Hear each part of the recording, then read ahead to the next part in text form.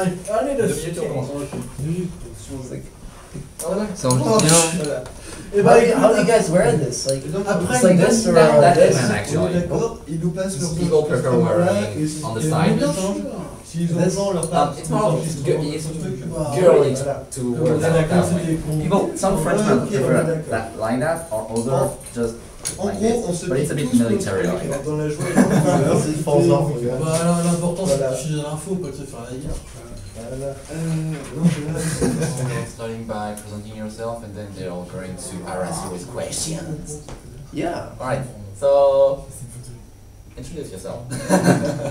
Well, I'm Peter, or known as Laserpon3. I make laser animations about ponies, but also professionally as a career and as a hobby. I think that's it in a nutshell. So, yeah. Where are you from? Oh yeah, I'm from the Netherlands. I'm currently 21 years old. Not really good at this, but yeah, that's good. If you have any questions, let me know. how do you work? What kind of software do you use for your laser? The software I use is actually a package of multiple types of software. The whole package is called LD2000. It's made by Penguin, and it's the professional version. And you have like all these kind of little parts of software, and each one basically comes together. Like you work in one program, you draw, and the other one, if you draw on something in that program, it will automatically transfer to the other one. And basically you have an animating program, you have a drawing program, and then you have a 3D program. And yeah, that's basically what I use. How long do you take to make one lesson school? Well, it really depends. Some things take like a day, and some things can take a month. It's really like the very short animations I put out on YouTube. Like the really short ones are usually the ones that only take about a month. Some, about a day, but some take about 2 days, maybe a week. But yeah, the ones that take a month, that's usually like a month, but that's like working like maybe 4 days in a week, and then it's a month, so it's maybe 5 days, but yeah, it's some take really long, definitely, because it takes a lot of drawing and optimizing and trying to think of something to make, because you're working with something that's kind of like, it's a limited technology, and it's like, it's all mechanical and all kinds of issues, so you have to work around that, and figuring out the best way to do that can take quite a while. And you never put limits on your time working on a project?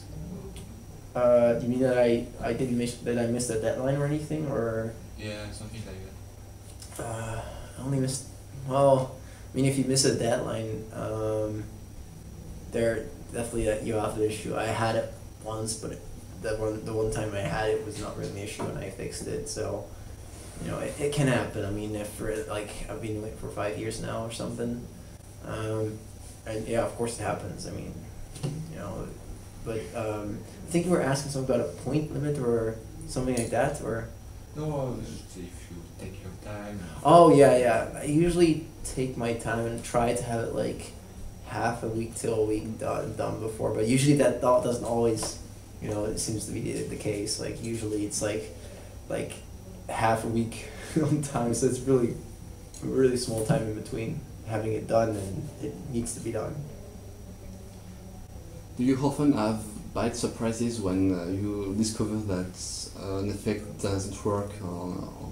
Yeah, a lot, very often actually. I think like that's the way you learn, because if there's something doesn't work the way you want it to, then either you find something new that's actually kind of interesting, or you have to find a way to do it, the other way around. Because the software it's really good, but it's at the same time, compared to professional, like this is professional stuff, but compared to professional animation software and stuff like that, it's really limited. So if you need to do something like you want to make like a walking animation or something, you can't just simply like get parts and pieces and move them and manipulate them.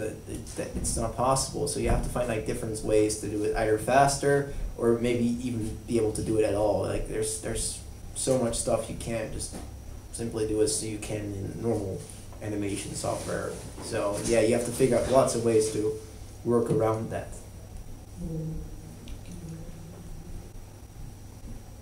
Yeah. I'd like to know, for yesterday's show, how long did you take to make it? Well, the show I played like quite a few parts were things I had from previous cons, so Okay. I saved myself some time there. But I did make a demo on it, so that was of course the intro. Intro took about the intro took 1 day, but the demo took quite a longer. I think the demo took like 2 weeks or something, like 1.5 weeks to 2 weeks, because 3D drawing tool, you have like two 3D drawing tools. You have actual 3D software, and you have an actual 3D drawing tool. But the thing is, the 3D drawing tool is very laggy, and it's like really hard to use, because it's kind of like a different kind of 3D. Like the 3D you have in the 3D software is actually you take some 3D model and it converts it to a 2D thing. But the other 3D software is you're actually drawing in 3D, and the software remembers what the actual 3D image is, so you can still turn the image, even if you would do it live, you can still turn the image in 3D while the other you can't. So that's why it took 1.5 to 2 weeks. Okay. Completely different question. Do you like Paris? Yes, I really love Paris. I mean, I've been here like this. Before this, I've been here 2 times. And the people are really nice. It's a beautiful place for sightseeing. I mean, Eiffel Tower looked really cool, and I saw it. I think it was like 2 years ago now. And it's just like the con and everything in general. I'm really enjoying myself here. So I think it's all also thanks to you guys here, because like this is like one of the most pleasant cons I've been in, because like. Everybody's very caring, and I really appreciate that. Nice. What was your experience with the Brony Days documentary? Wow. Let's see. It was. I didn't know. Like at first, I actually heard about it. I was at BronyCon 2012, and I found it was. At the same time, I thought it was pretty cool. At the same time, I wasn't sure what to expect. Like. Making a documentary, like I wasn't sure what kind of like direction they were heading with the documentary, but I kind of like talked to the some of the staff of the Brony documentary, and they saw the stuff I did at BronyCon, and I think someone recommended me on the Brony documentary blog or website, and said you should probably like interview this guy, and they messaged me about coming to my country and doing the interview. I was like, wow, that's something like I've never had that before, and someone coming over all the way from the US to interview me, that was really a big thing. So I had to tell my parents, and my parents they knew about Bronies, and they didn't know what to expect, but they thought it was really cool, and they said that it's okay, and we did the interview, and they were really nice. It was lots of fun, and it was definitely interesting to work with them. And I think because we had for the time shooting like in the Netherlands, we had 1 day. So for that 1 day, they still they definitely got they kind of clearly show what I did. There were some things missing, but you can't record everything. Like for instance, Beam Show is the one where you just basically normally when you project like a laser show, instead of normally projecting and looking at what's being projected on the wall, normally what it would be is actually where they would have the projector and they would aim it at the crowd where people would see the laser beams coming towards them. But what I specifically do is the opposite. Like I actually mostly care about what's being projected, and I think that's definitely what they highlighted. So I'm very happy they did that. So I think it turned out pretty well, actually. Do you know any French Brony website? BronyDays. I don't even know. It's .fr, right? .org.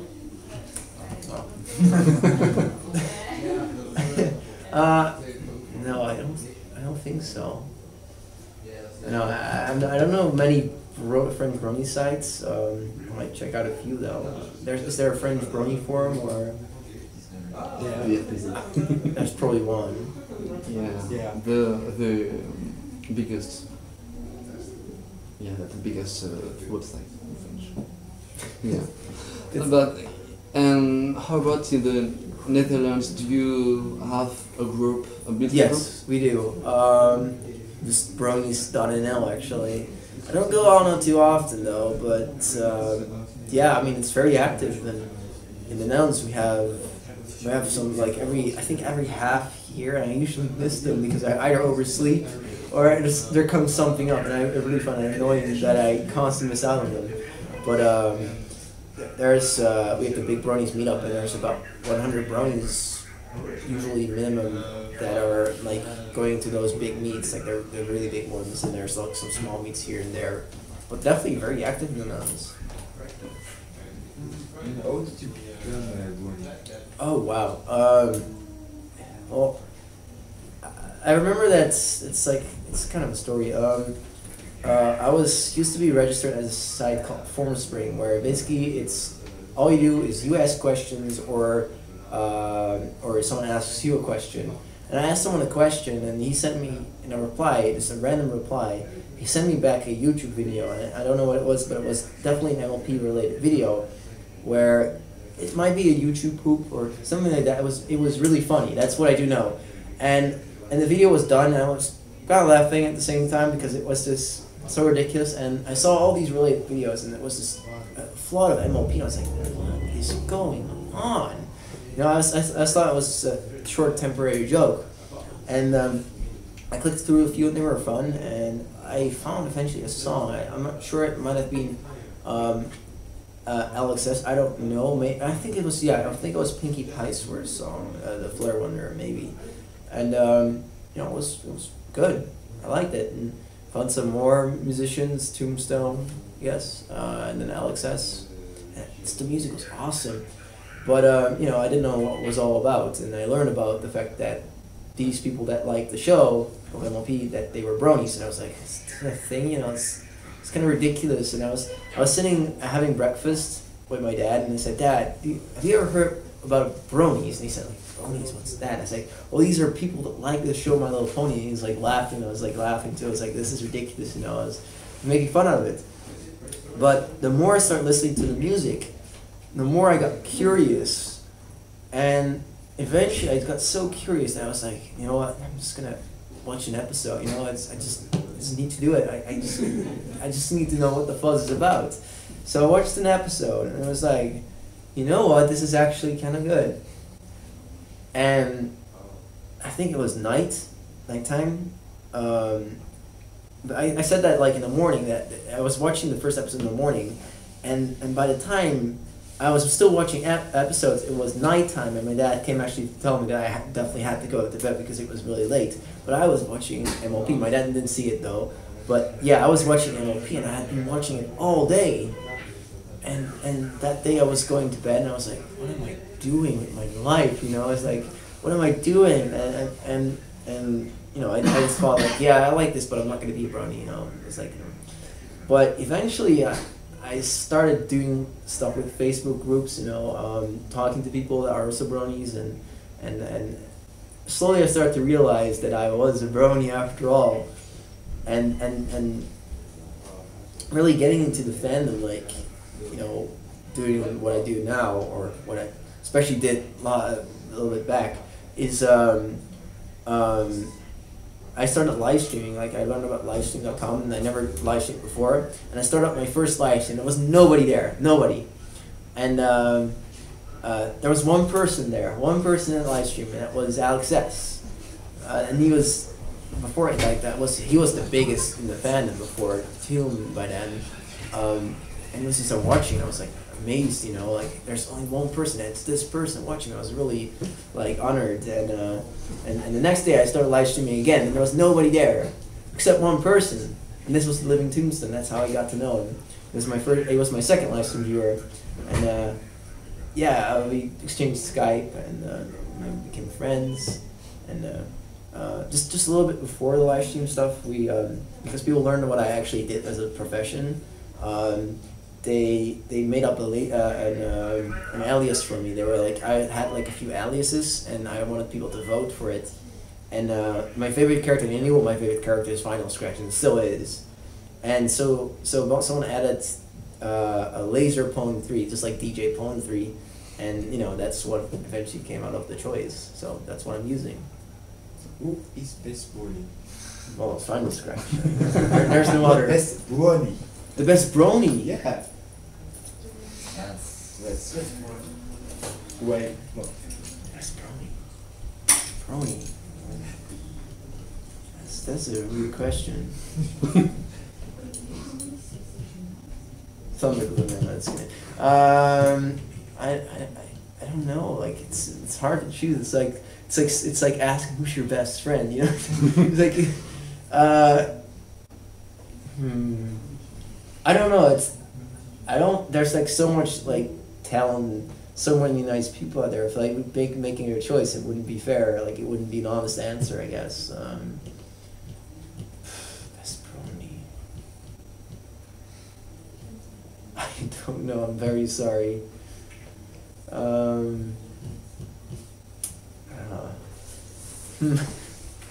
I can get stuck in this question for hours. I think I don't think I can answer this one. So yeah. Any other questions? Yeah. Do you do Laserpon outside the fandom? Yeah. Yes. Definitely. As a job.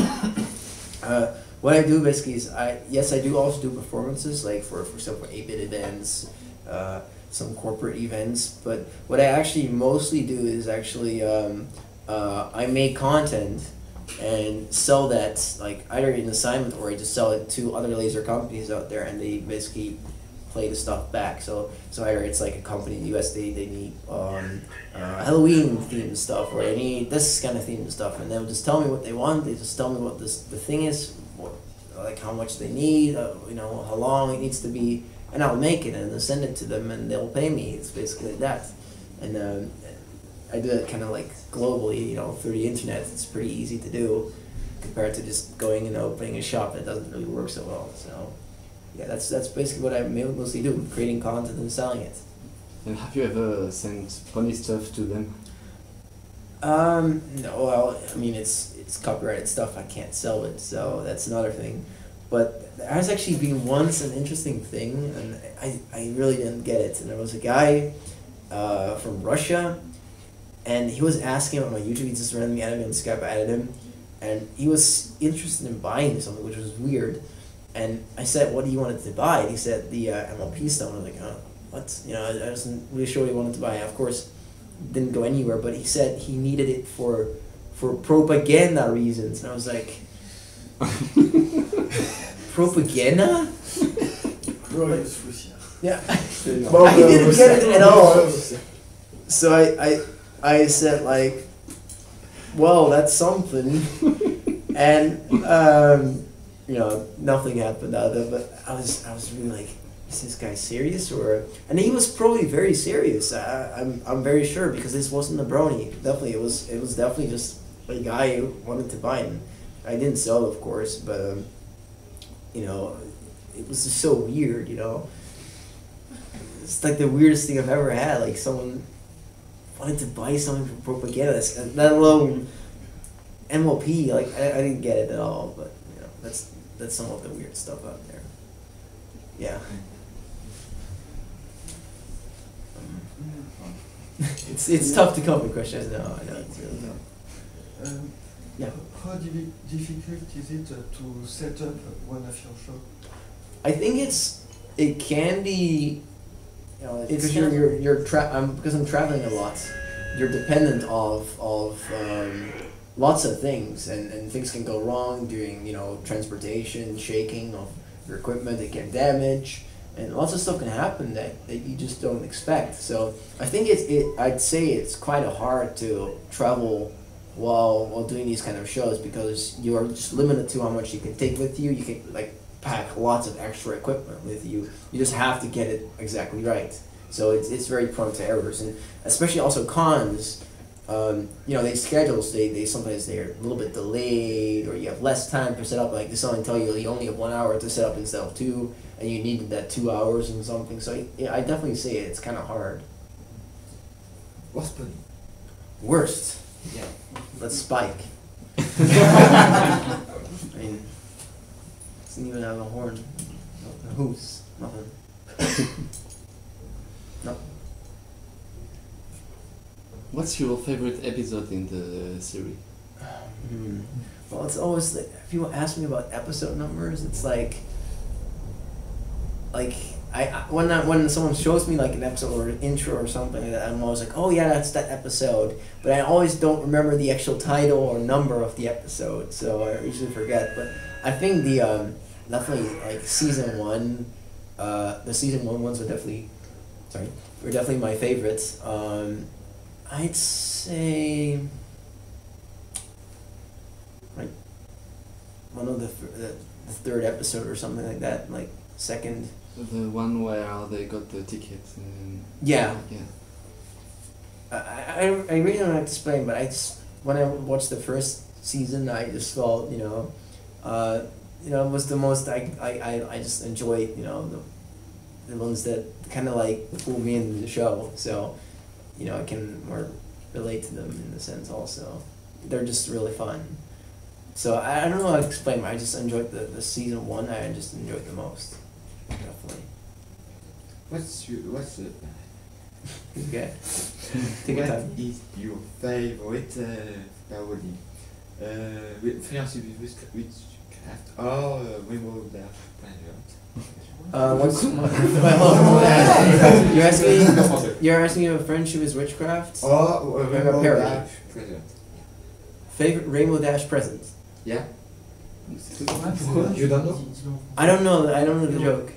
No, it's a parody of.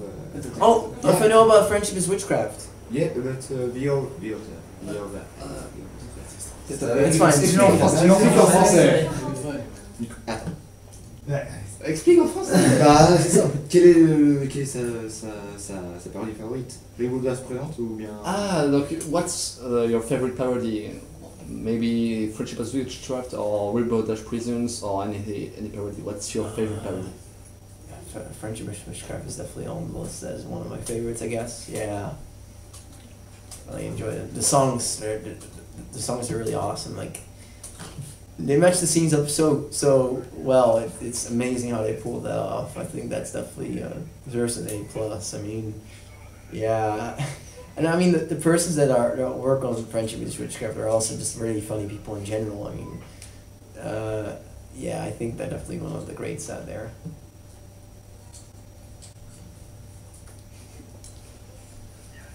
I have a question. Yep. Do you have some weird moment? Because at BronyCon, people, when you started your laser show, people were like, where is the show? Is that on the wall behind us or in front of us? Yeah. That issue, I remember. Just take the Brony off. How that happened, I do know. It was kind of weird, really weird. The stage was on wheels, but like we had to find, like I said, it's really hard to find if you gotta go to a place to set up, especially if you don't know anything about the venue. And I barely knew anything about the venue at BronyCon, and I came there. It was this huge hall, lots of echo also, and This stage, I needed to raise it up more because the stage was kind of low, and the people were also kind of tall and they were pretty close to the stage. So I had to raise the stuff up. So we had to raise it somehow, and the only way we could raise it was just a really wobbly table, and it was like even short on one leg, so it was already wobbly. So I had to support it to make it not wobble. It was really hesitant actually of doing it, but at the same time, what choice do you have? And so we set it up, and I was setting up the zones. Like I said, I mentioned about the times leaking out. Sometimes you have less time, sometimes you have more time, and I had barely any time. You have to rush, and I had to set up. I was like, oh man, I have to set up I don't know, it's like 2 years ago now, so I can't really recall, but it was maybe half an hour or something, just barely anything. Okay, so I was setting up on the software. Someone told me to hurry up. And I was like, oh no, this is really annoying, you know, having to hurry up while you're setting up because that's not good. So I wasn't able to run through the show really quickly and check it out, you know, see everything plays well. So what happened was I set it for one show correctly. I set it to the right, like to the wall, to the small wall in the back. So I was hoping that people would just watch, again, you know, facing the wall. And I was like, well, then, you know, I guess because I had barely any time left, I said, okay, well, I'm just done, you know. So what happened was, during when I was programming the show, I made some errors which made this not happen as I wanted it to. So what happened is this, basically it's like this. You have a thing called zones in the laser software, and the zones basically are like little squares, and you can determine where one projection or a specific part and to what zone it goes. Like you can say it goes to a little square on the left side of the stage, and this goes on the right side of the stage, and this goes there, and it's all one big zone usually. And basically, I did some setting, and I hoped that it would shrink and scale up according to what it should be doing on the show. Like the beam shows, they're supposed to be wide and big, and you know, that doesn't matter if they go on the ceiling, but the graphic shows, they were supposed to be on the wall. So I set it up for the graphic shows at first, nicely on the wall, and then I set it up for the beam shows, but they were both on the same zone. But I set the scaling inside of the shows, but it didn't do that scaling at all. So basically it was set to the beam show mode during the graphic show, so it was projecting really wide, it was projecting on the ceiling parts. But just in case, because I was really unsure about the setup, what I did, because I have this kind of like shutter in front of the laser projector, what I did was I unscrewed some things and raised the shutter up in case it would like go somewhere it's never supposed to be going. It wouldn't go past this on a medium block.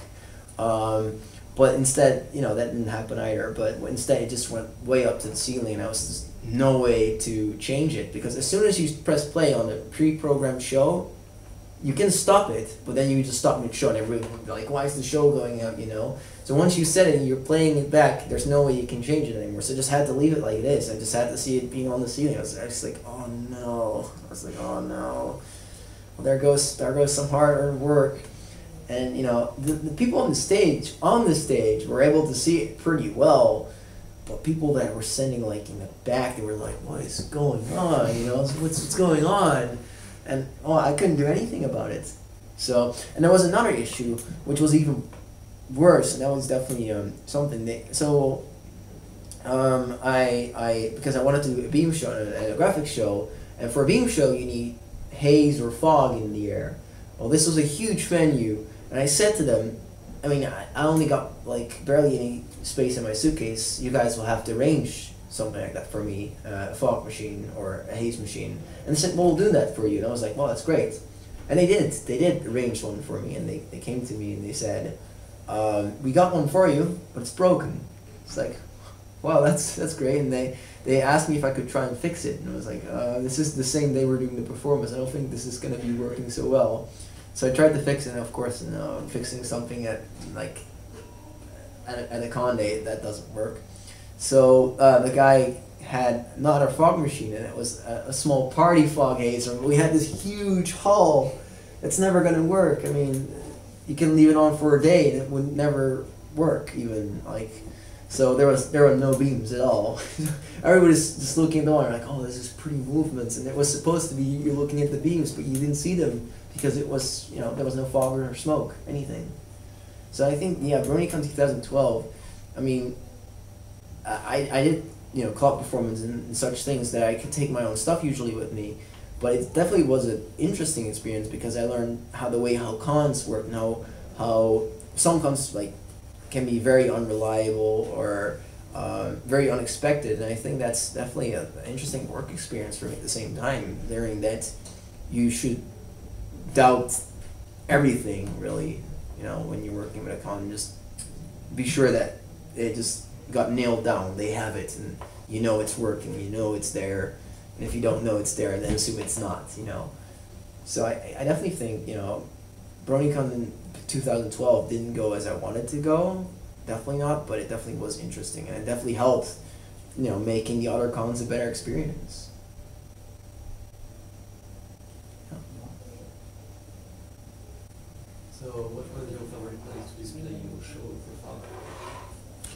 Well, for the graphic shows, I'm going to be really honest.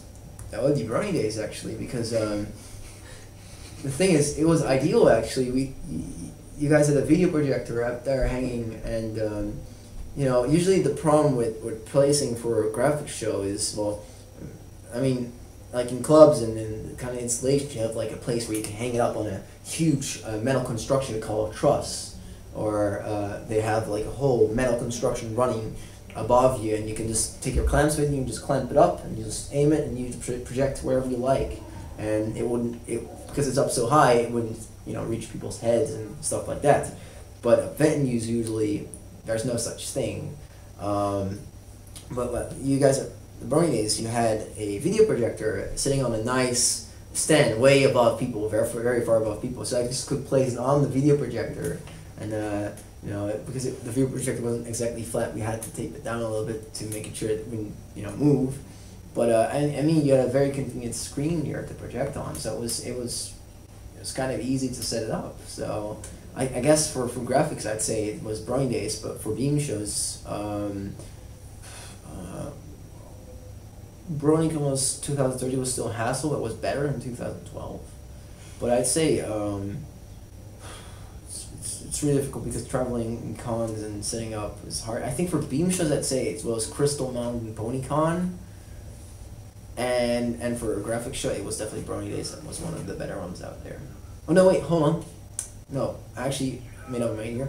For graphic shows, it was Brony Days that was the easiest one to set up. So that turned out the nicest. And for a beam show, it was actually Buck this year, because they had things packed out really well. The stage was really nice, and they had stuff where I could clamp it on, and they had a huge smoke machine. And yeah, it's definitely the things so far the best cons do first setup wise, and you know, showing the things as they should have been shown.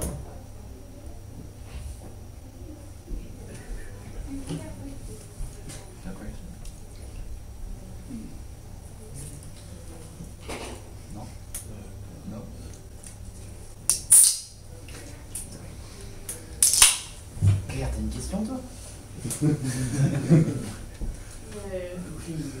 It's difficult to ask a question always. And eventually, if like the interview is done, you're just like.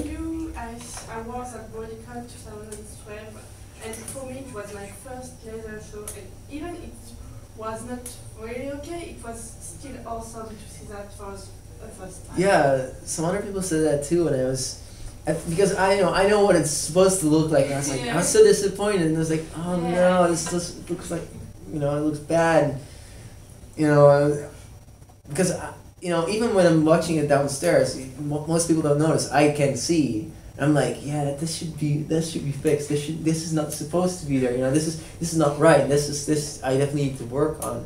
And I can see every error. I mean, I see them constantly. I'm like, oh no, and nobody notices them. That's always, you know, the audience is always, you know, less picky than you are yourself, I guess. And that's a good thing, I hope.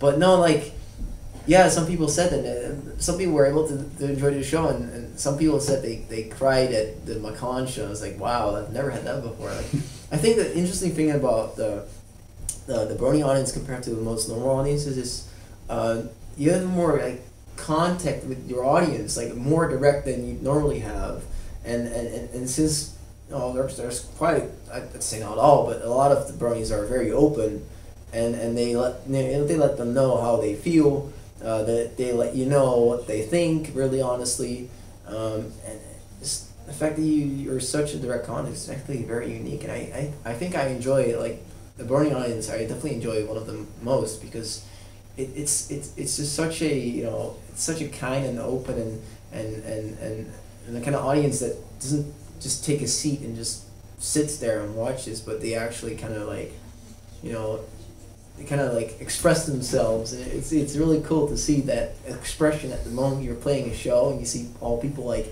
cheering or laughing or singing, or, you know, it's such a cool thing, because you know you worked on something, and then you see it just like take off like that. It just feels amazing. I think the fact that you can experience that, it's something like, it's very rewarding, you know, like. That's why I keep doing it, because it's just so entertaining to see, you know, a whole crowd just enjoy it. really, and then maybe tell what their experience was or how they felt when watching it, you know. And yeah, I think it's definitely something unique. What's your next big project? Next big project.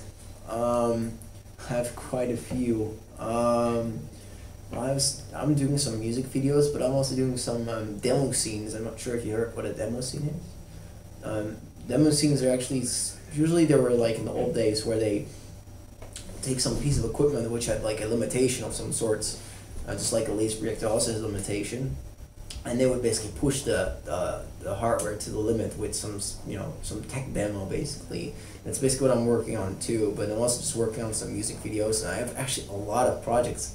They're basically, it's when you start a project and you're working on something and you're like really far in the project and suddenly you feel like, you know, I want to do this too, and you're like start with the other project where you're still busy with the other one, and then you start another project where you're still busy with the other one, and you just keep starting new projects, and every one of them has parts finished, or maybe halfway, or maybe even further, but you never finish one of them. You're like with 10 projects still not finished, and everybody's like asking, when are you gonna bring something new out? You know, what's taking you so long? And you're like, I'm really trying. I'll try to bring out something next week, but since you're starting so many projects, which one are you gonna like finish first? You know. And I think that's another problem. People have been asking me, and I think I've been keeping people waiting for way too long. They've asked me on YouTube a lot of times. They said, like, when is your next video gonna happen? It's been 6 months now, you know? And they're right. I mean, I need to bring out something new. And you know, I had a while where it's been doing so much work, and you know, like, even if you like something a lot, if you do too much, then you'll start slacking off, basically. You know, like, it's not like you're losing interest, because I still have lots of interest in it. I still love it a lot, but you just can't if you do too much of it, and then you just like take a short break and you start slacking off. You start playing some games, and the new game comes out, whatever game that was, and you start playing the game. And you're like, well, I just wasted a week. It's like, no, I should be working. I should be doing this. I should be doing that. And it took me a while to get back into the rhythm to make a show, but since some cons, basically, you know, you have to finish it. You have to finish something. You can't just come and say, hey guys, sorry, I don't have anything, I'm sorry. But you know, eventually you have to get off your ass and finish your work. So I guess a con kind of pushes you back in the rhythm at the same time if you're really out of the loop, and I think definitely cons helped a little bit. But I know every now and then when I got out of the loop, they helped me push myself back in making shows, because I used to like work on shows every day. It was just common practice, and eventually it's like, you know, it's like, no offense, I don't want to work on a show today. I just want to play as a game or something, you know. And definitely, you know, I've gotten that rhythm back again, and it's definitely piling up again, like how I'm able to do lots of stuff every day with lasers. I mean, I work with lasers every day, like, but it's not always the content creation anymore. Like, I'm doing other stuff at the same time. But yeah, like, I'm definitely gonna get my projects done soon. All right, we got time for the last question. Est-ce qu'on peut poser des questions sur la saison? Everybody's like, Je pense pas qu'il. that's a really long answer. I'm sorry. Réfléchissez bien, ça va bien.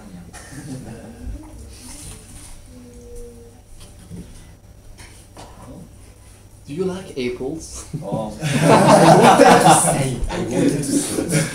Yes, I do. I'm doing. Yes. Okay, extra one. Le son des lasers est quelque chose d'assez technique, d'assez précis. Est-ce que vous êtes, vous aussi, perfectionniste? Laserpon, technically difficult. T'es sûr? Yeah. I'm sure. Doing Laserpon is technically difficult. Technical difficulties? Are you a perfectionist on that? Are you doing it way Well, more better than it should be? I think, I mean, a motivator. I know what you mean. Yes, you did it. I know what you mean, though.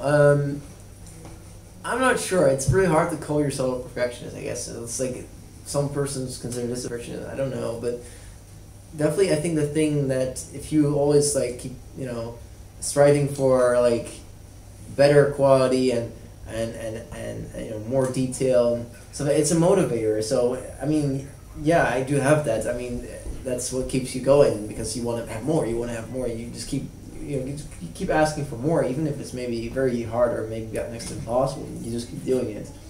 And well, I'm a little bit of a perfectionist. I think, you know, sometimes I just have to set that perfectionist pride aside, because some stuff just, some people actually don't need the perfection. They just say, you know, I just want it done, and that's it. You know, they just want it done. That's it. And sometimes to get it done, you just have to, you know, set aside the quality and just, you know, just go for it. And you just have to just finish it. And well, if the quality isn't as you like this, that's too bad. But it needs to be finished, really. So in that kind of case, I would start a rough project, start working through the whole project, and then I'll start tweaking it, because, you know, and then I'll just tweak it until they say, like, you have to give it now, and I'll just give it like that, and you know, I added as much as I could. Of course, I would show them in between, but I think in a sense I'm a perfectionist, but in the other sense, sometimes I set it aside.